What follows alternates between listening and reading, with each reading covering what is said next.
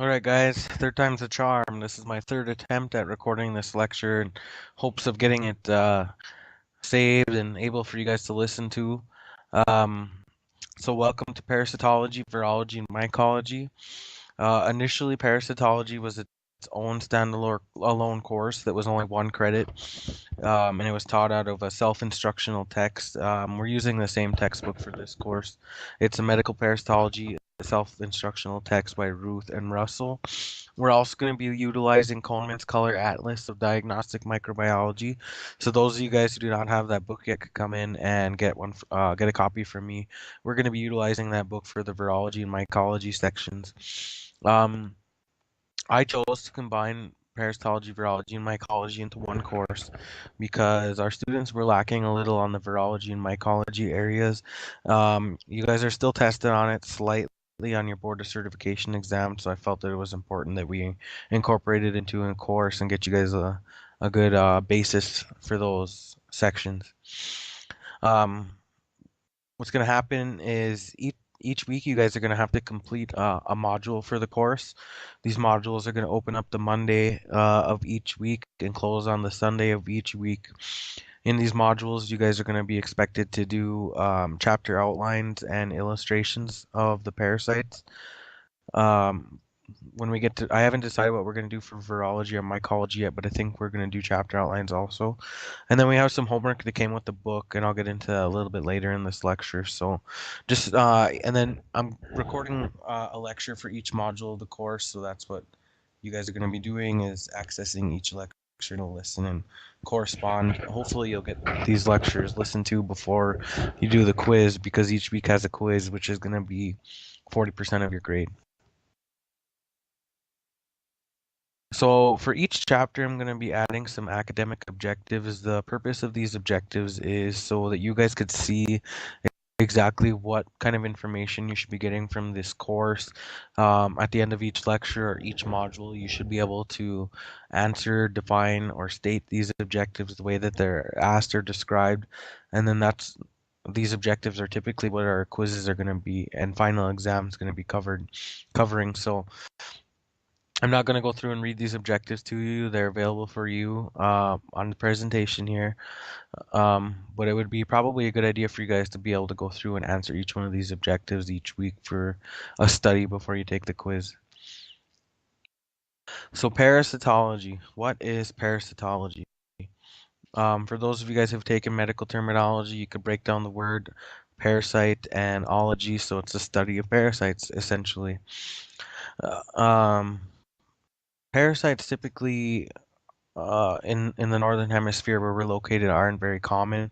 We only really have Trichomonas vaginalis and Giardia parasites, Babesia. Give me one second. I had sorry about that. I had to sneeze. Um, so North Americans do not suffer from a lot of parasites, mostly because we have good health, high standards of education, nutrition, we have good sanitation, our climate is pretty temperate, and we have the absence of necessary vectors. So vectors are basically like arthropods or other living carriers that transport the pathogenic parasite to the non-infected host, which, as far as we're concerned, is us. We're only going to be covering parasites that infect humans and cause disease in humans. So what is a parasitic infection? So parasitology is studying a particular relationship among certain species. So we have symbiosis, and that means living together. And generally, this refers to a positive relationship between members of different species. So we have symbiotic relationships with quite a few different organisms and animals, and sometimes each other. Mutualism is usually an obligatory relationship where both organisms benefit. So I don't know how many of you guys watch the National Geographic videos, but you see rhinoceroses with little birds on their backs, or you see larger fish with smaller fish around them eating parasites and bugs off of them. And that's considered a mutualistic relationship because both parties are going to benefit from that relationship. Commensalism is it's not usually an obligatory relationship, but it's a relationship where one species of the organism benefits from the other, but neither species is harmed by this relationship. And then we have parasitism, which is what we're going to mostly worry about for the purposes of this course. Parasitism is a relationship in which one species of organism lives on or with another organism, but the parasite is living at the expense of and often causes harm to the host. So, whenever we have a parasitic infection, it's actually, it's going to cause harm to us, and these parasites are going to affect our nutrition because they're essentially stealing from us. We have different types of parasites. Again, we could break down these words. We have endoparasites, ectoparasites, and facultative parasites. An endoparasite, endo means inside, so an endoparasite is a parasite that lives inside the host. We also have ectoparasites, which are parasites that live on or in the skin, so on the um, outside of the host.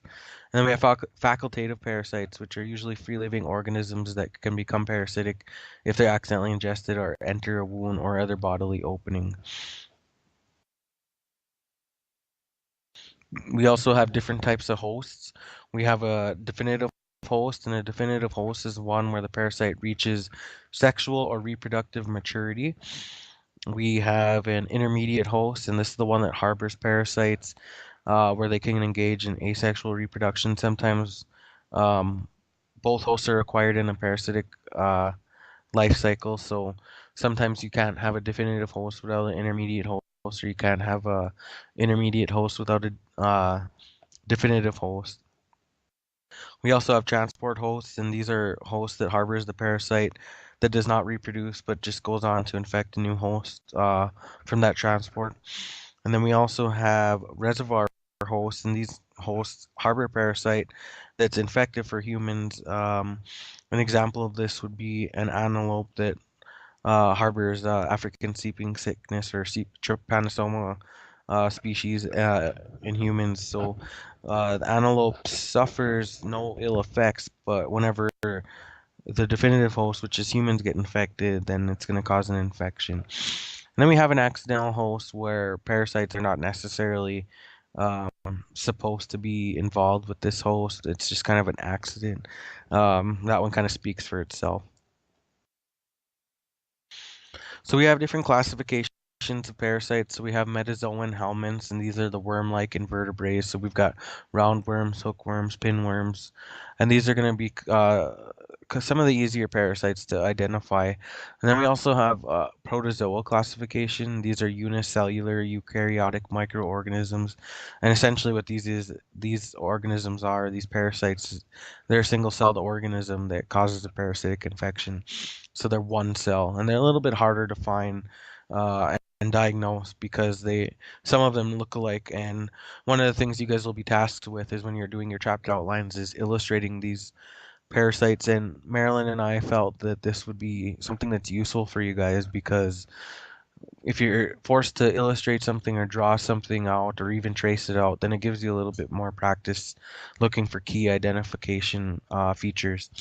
Most of what we're going to be doing in parasitology is stool examinations where we're looking for eggs or these unicellular organisms, so we have to be able to identify them from visual, being able to see them, recognizing them.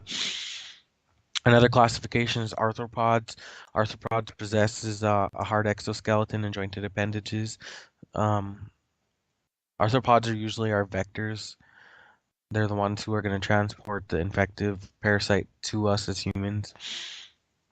So phylum,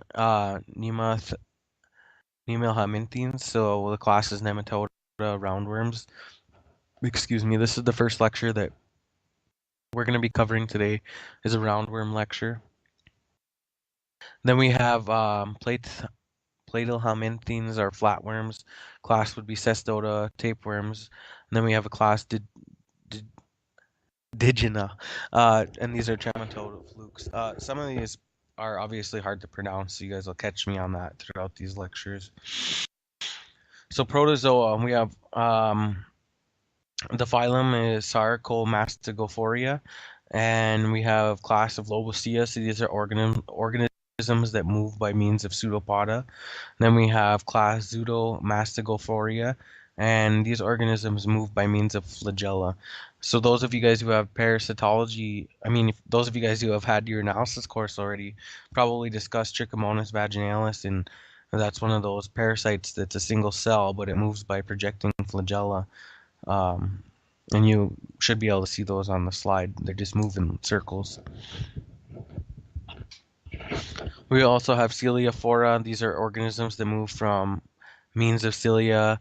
And then we have Amphicomplexa, class Sporozoa, and these organisms produce both sexually and asexually. Arthropods, so the phylum is Arthropoda. We have different classes, so class Insecta, so these would be your insects, flies, mosquitoes, bugs, lice, and fleas. And then we have class Arachnida, so these are ticks and mites. It's very important that we know the arthropods and the phylum Arthropoda because these flies, mosquitoes, bugs, lice, and fleas are going to be the vectors that actually are transmitting these infectious parasites to humans, and you're often tested a lot on the vector for a specific parasite. So that's the end of the chapter one. Again, it was just a brief overview chapter. So key features of this text. Each textbook is going to have a glossary at the beginning of each chapter. So it defines and highlights key terminology that we're going to be looking at throughout the chapter.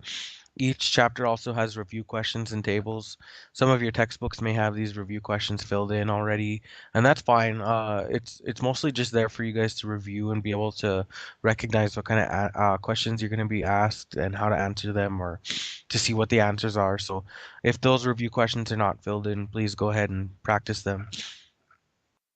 The textbook also has annotated color atlases and comparative drawings, and these atlas is found at the beginning of the parasitology book and in the back of the Coneman's colored atlas.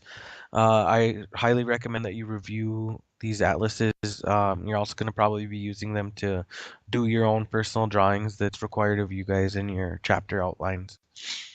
Each textbook also has potential case studies, post tests, and online activities. We're not going to utilize the online activities as often because I'm including this in your homework. So you guys could just stop and see me anytime, and I'll get those homework assignments printed out for you guys. And they're relatively easy to do.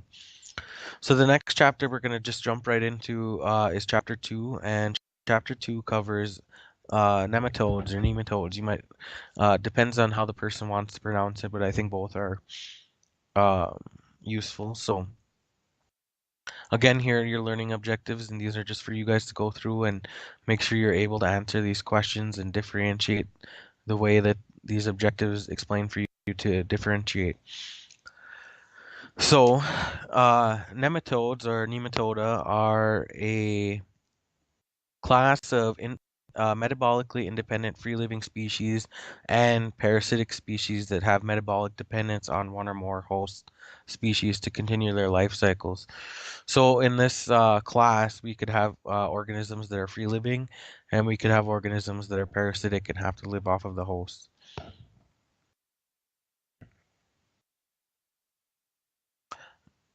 Nematodes are referred to as roundworms often because when they're viewed under a cross section or a microscope, they they look round, so they're called roundworms.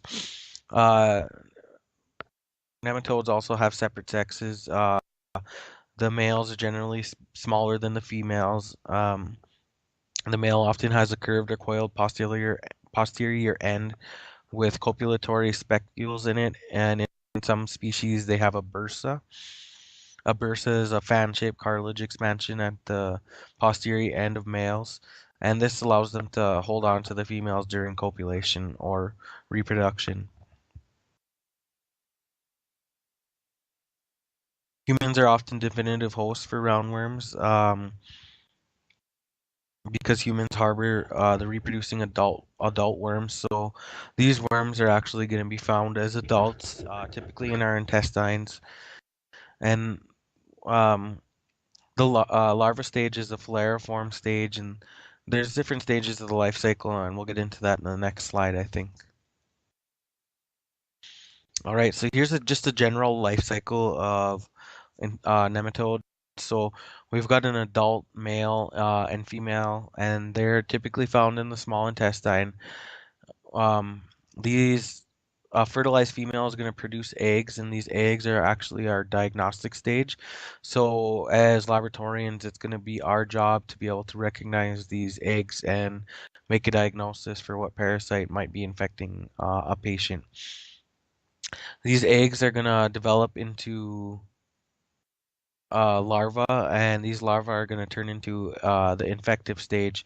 Larvae typically require 2 to 4 weeks in moist, warm soils to grow, and this infective stage is going to be ingested by humans. So humans are going to essentially ingest the egg. The larvae are going to hatch out of the egg, and they're going to grow adult males and females in our intestines. I don't know how many of you guys watch medical shows or medical dramas, but I know Grey's Anatomy is one of those dramas where these intestinal worms are discussed and actually kind of shown what they look like, and they can be rather long. It's important to note that a lot of children will get infected with these roundworms because children often will play in the dirt at playgrounds, and they'll come into contact with an egg or some kind of animal feces, and these eggs will be ingested because children put their fingers in their mouths a lot, and then it turns into a parasitic infection. So the first organism we're going to talk about is Enterobius vermicularis, and Enterobius vermicularis is also known as a pinworm or a seat worm. Method of diagnosis, we're going to recover eggs or yellowish white female adult from perianal region with a cellophane tape preparation that's taken early in the morning when the patient first wakes. So essentially what's happening here is we're going to have to admit our patients that we suspect have Enterobius vermicularis infections.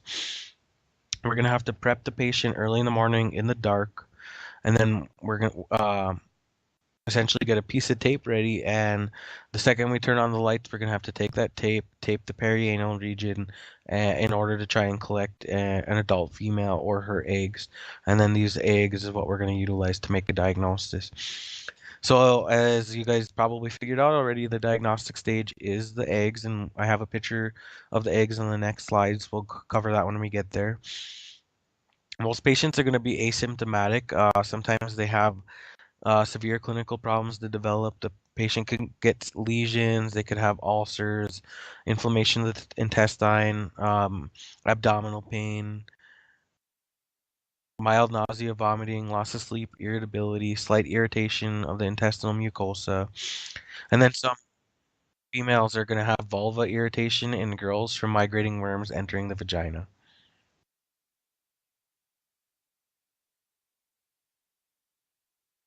Distribution of Enterobus vermicularis, they're found worldwide, but it's more prevalent in temperate climates. So it's the most common helminth infection in the United States, and it's, again, as I've been stating, it's more common in children.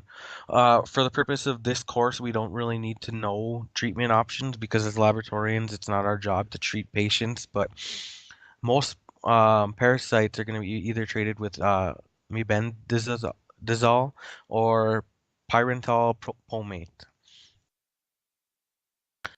So whenever this slide, okay, so here is the diagnostic stage or the eggs.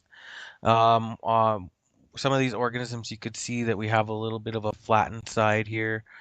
That's characteristic. We see a coiled larva inside of the eggs here.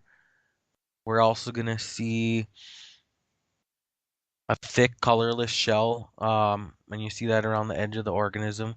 So it's very important that you guys be able to recognize if you see these eggs are characteristic of Enterobius vermicularis, and these are how we're going to make our diagnostic by being able to recognize these eggs.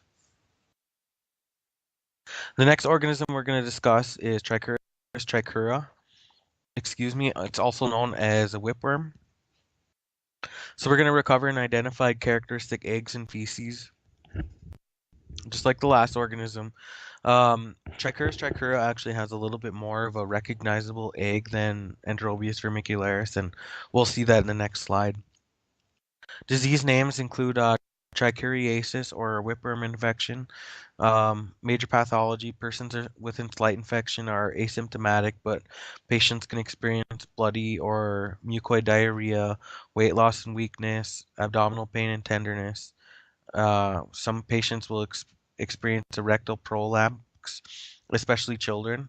And then stool is usually loose with mucus, and blood is heavily present in a heavy infection with Trichuris trichura. Trichuris trichura is prevalent in warm countries and areas of poor sanitation. In the United States, it's more prevalent in the warm, humid climate of the South. Um, and again, it's more common in children and mentally disabled people. Patients with a Trichuris trichura infection may experience pica, especially with children. For those of you guys who are unsure or haven't heard of pica before, pica is whenever a patient will crave dirt or ice or other unusual substances like chalk or plaster. So pica is generally associated with a Trichuris trichura infection. So here you're going to see the egg, which is the diagnostic stage. It's kind of a barrel-shaped egg with hyaline poles at each end and then an underdeveloped unicellular embryo in the center. So it's just right here, it's just a barrel-shaped egg with these little polar projections at the end. And it's pretty recognizable that this would be a Trichuris trichura egg. So just make sure you note that.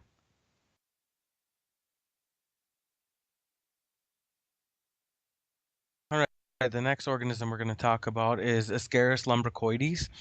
Ascaris lumbricoides can be recovered and um, we can recover and identify fertile or infertile eggs in feces. So again, we're going to be looking at eggs in the feces.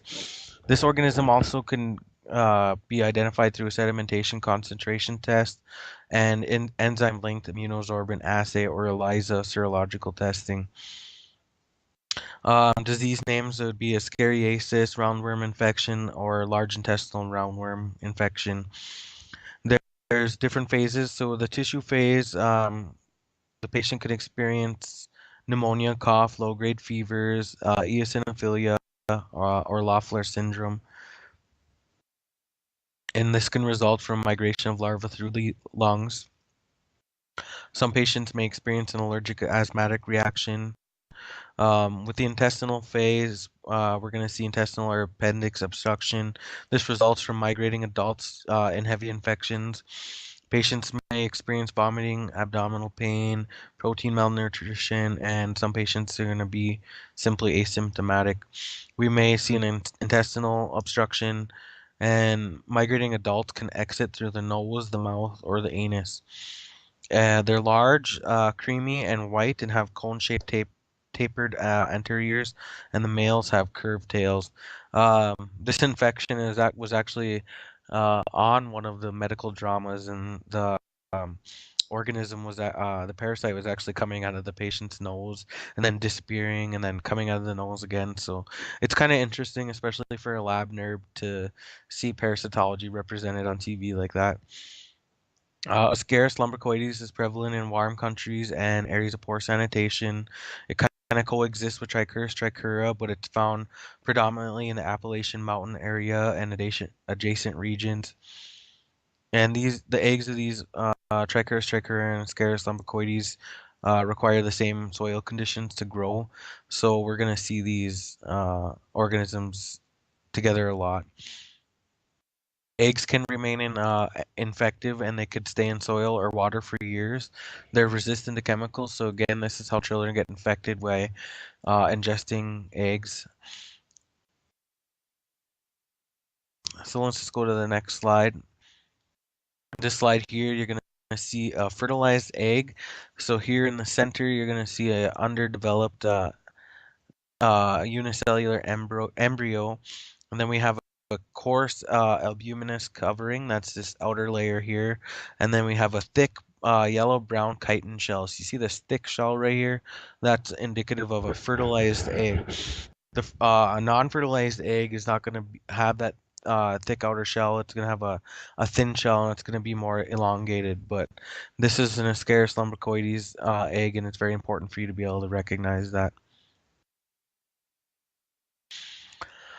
Okay, the next parasite we're going to cover is Necator americanus, also known as a New World hookworm, and then Ankylosystoma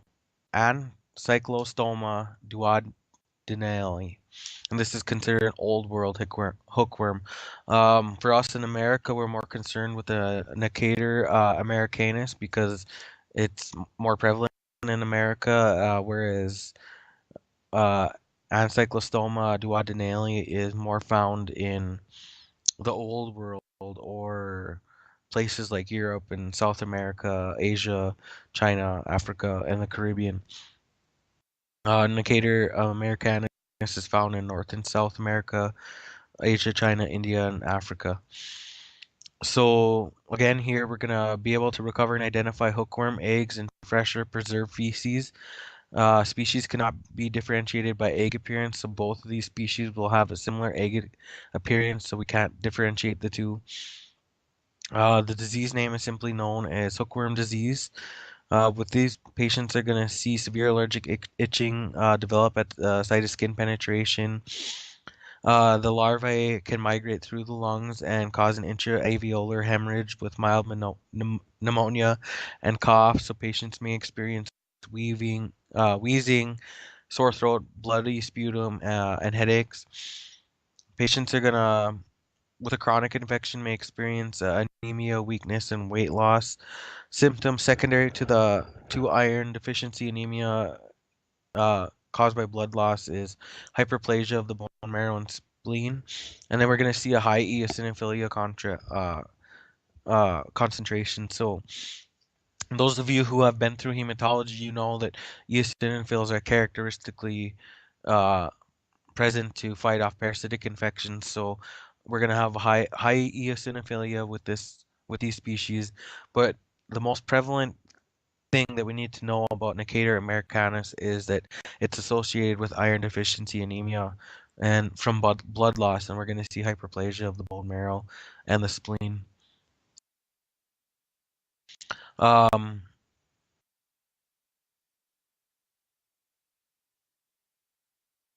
so let's go look at the egg. So here you see an egg, and we have 2 to 8 cell stage of cleavage. So these little nodules here, there's going to be anywhere from 2 to 8 of them present in the Necator americanus egg.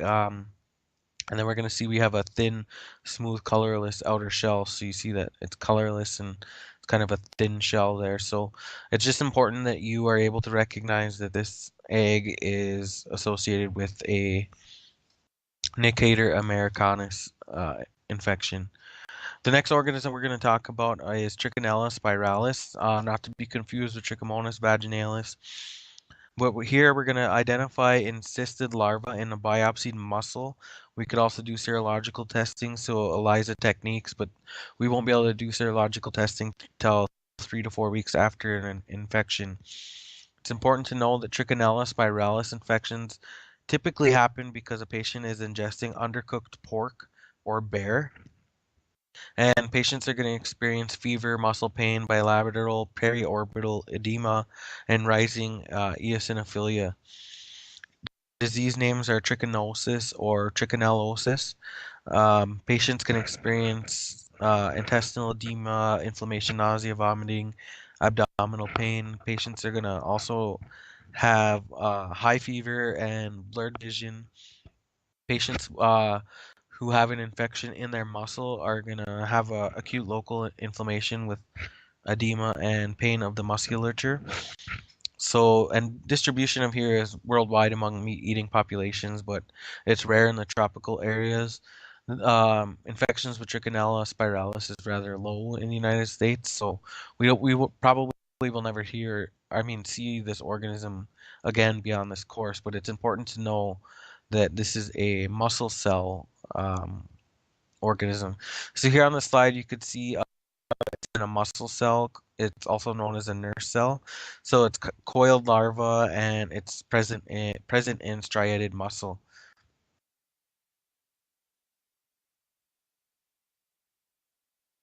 All right, the next parasite we're going to discuss is Draculancus mediensis.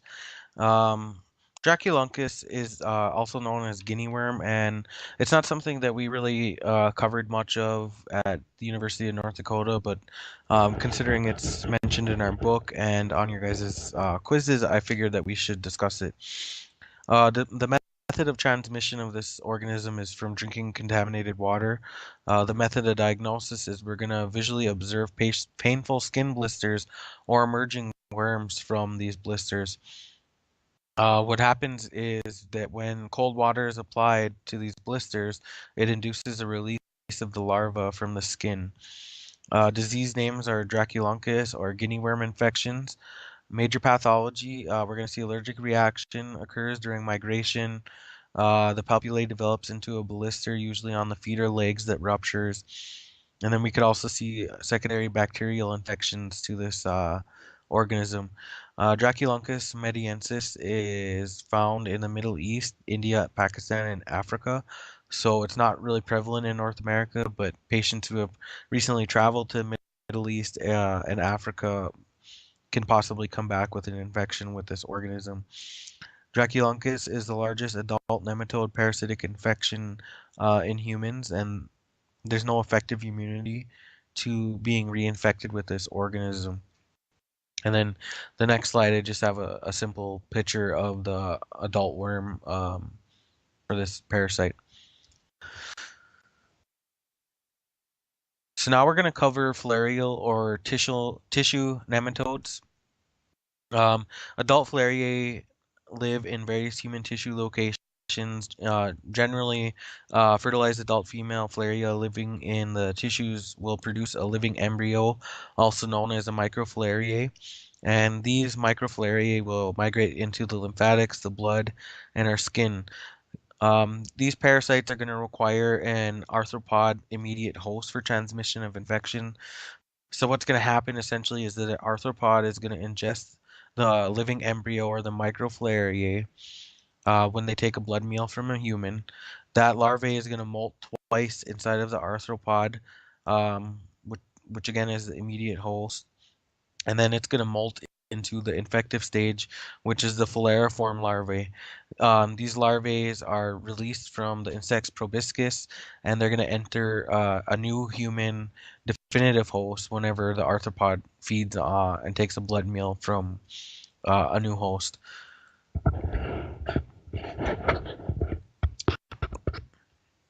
So I'm just going to cover the common parasites associated with filarial infections. So the first one is Wucheria bancrofti. Wucheria bancrofti is found in the tropics, and it's going to be distributed by the Andes or Anopheles mosquito. So it's important to note that Wucheria bancrofti is spread by the Anopheles mosquito. Again, the adults are going to live in the lymphatic system, and the microfilariae are going to live in the blood. So I'm not going to go through the life cycle again because we've already gone through it. Just keep in mind that the larvae are going to be ingested by the mosquito whenever it bites a human, takes a blood meal, and then it's going to be transferred to another human as an infective stage whenever another blood meal is taken by that mosquito. Um, Wucheria bancrofti, they invades lymphatics and causes granulomatous lesions, chills, fever, eosinophilia, and eventually it's going to cause elephantitis. I didn't include any pictures here of elephantitis, but I'm sure most of you guys have seen or heard of elephantitis before, and elephantitis is caused by Wucheria bancrofti infections. Elephantitis is also caused by a Brugia malaya organism, also known as Malayan filaria.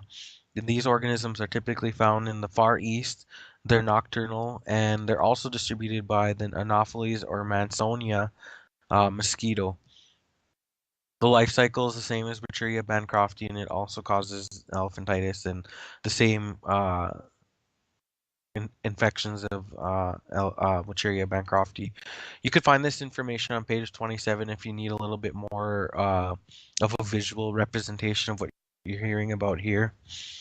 The next organism is Loa loa, and this is also known as eyeworm. This is found in Africa. It's diurnal, and it's spread by the Chrysopsis fly. So unlike the last two species we just discussed, the Loa loa is distributed by a fly as the vector. So adults are going to migrate through the subcutaneous tissues, and the microfilariae are going to be present in the blood. The only difference here in the life cycle is that the vector is a blood-sucking fly, not a mosquito. Loa loa causes chronic and benign disease. Microfilariae are present in the blood, so we could do serological testing to find out an infection here. Loa loa, you could actually see the worm in a patient's eye, so I mean it's kind of hard not to diagnose this infection. We're going to experience calibar swelling, which is a transient subcutaneous swelling. And then finally, the last organism we're going to cover here is Onchocerca volvulus, also known as blinding filaria. This organism is found in Central America and Africa, and it's spread by the Similium or black fly. So again, this is spread by a fly. It's going to be the same life cycle, same way infection is transmitted. It could be chronic and non-fatal. Allergy to microfilariae will cause localized symptoms. It can cause blindness. And then how we diagnose this organism is we're going to excise nodules and or microfilariae found in skin snips of the nodule. Here's one of the ways that we could diagnose patients. We're going to actually look at the adult worm, and we're going to look at find these in a stained blood smear. What we're going to look for here is we're going to look for the tail. So in this picture here, you could see the tail of these organisms with this little sheath at the end here. This is essentially just a sheath. With the Wucheria bancrofti, you're going to note that none of the nuclei go throughout to the bottom of the tail, and that's how we're going to differentiate Wucheria bancrofti from Brugia malea. Brugia malea, you're going to see a characteristic 2 nuclei at the end of the tail. And then with Loa loa, you're going to see nuclei all the way throughout to the bottom of the tail. So it's a good way to differentiate those organisms. Here we have an Onchocerca volvulus parasite, and you see that this parasite doesn't have much of a sheath, but this is just a blood smear of this parasite. I wasn't sure if I want to talk about zoonosis, but I think it's just important to note that zoonosis is a biological life cycle situation. It's not necessarily a class of parasites, but essentially parasites are able to infect animals the same way they infect humans, and this is called a zoonotic or zoonosis disease. So infections can be for dogs, cats, rats, fish, raccoons, fox, and obviously pigs. And that's the end of this lecture. Make sure that you guys finish your homework for this week. Make sure you do your illustrations of the organisms that we discussed in Chapter 2. Make sure you submit your homework by Sunday. There are going to be no late assignments accepted. So each week, make sure you keep up on everything and submit online. I think the way it's broken down, your quizzes are worth 40% of your grade, and your homework's worth 40% of your grade, and then the last 20% comes across from participation. So I can see on my end if you're listening to lectures or doing what is necessary for you to pass this course, and we'll make a determination on that extra 20%. So unlike microbiology, this course is weighted, so that weighted grade, the grade that you see in Canvas is not your official grade, but it's a grade before weighting is done. So good luck studying, and thank you for listening.